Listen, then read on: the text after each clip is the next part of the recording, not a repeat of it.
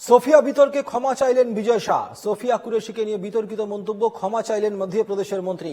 ইতিমধ্যেই তার বিরুদ্ধে শতপ্রণীত মামলা, এফআইআর দায়েরের নির্দেশ দিয়েছে মধ্যপ্রদেশ হাইকোর্ট। এর মধ্যেই নিজের মন্তব্যের জন্য ক্ষমা চাইলেন তিনি। বোন সোফিয়া জাতি ধর্মের ঊর্ধ্বে উঠে দেশের সেবা করেছেন, সন্ত্রাসবাদীদের উপযুক্ত জবাব দিয়েছেন। আমি তাকে স্যালুট জানাই। ইউটার্ন নিয়ে মন্তব্য মধ্যপ্রদেশের মন্ত্রী। মধ্যপ্রদেশের মন্ত্রী বিজয় শাহ গতকাল বিতর্কিত মন্তব্য করেছিলেন সোফিয়া কুরেশিকে নিয়ে। ইতিমধ্যেই সেই মন্তব্যের জন্য ক্ষমা চেয়েছেন তিনি। কি বলেছেন তিনি শুনব।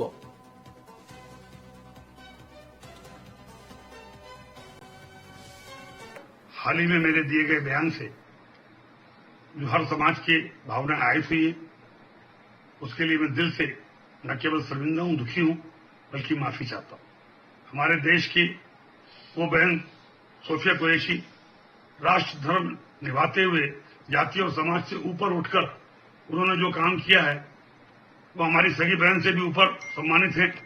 हमारी सेना और हमारे सोफिया बहन के साथी जितने जिन्होंने हमारी उन बहनों का बदला लेने के लिए, हिंदुस्तान का मान सम्मान रखने के लिए और हमारे विरोधियों को धूल चटाई है, मैं उनका सम्मान करता हूं।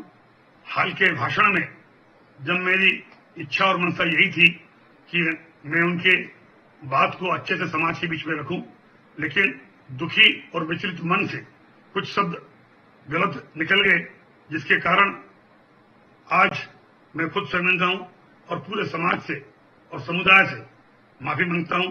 बहन सोफिया के और सारे मिलिट्री वालों का मैं हमेशा सम्मान करता हूं और आज हाथ जोड़ के सबसे मैं अपने आप को माफी चाहता हूं।